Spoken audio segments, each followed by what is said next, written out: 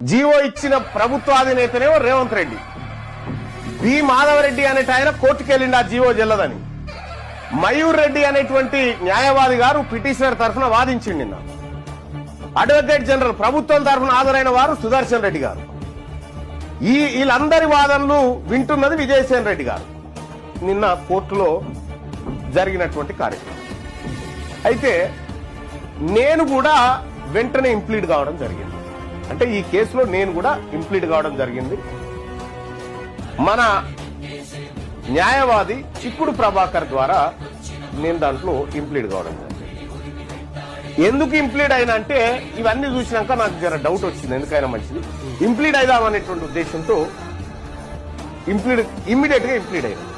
గౌరవ న్యాయస్థానం కూడా అంగీకరించింది. సరే చూద్దామని. సో ఈ కార్యక్రమం అంతా జరుగుతా ఉంది. బీసీలకు రిజర్వేషన్ కోసం ఎవరి మధ్య ఎవరు పోరాటం చేస్తున్నారో చూడండి.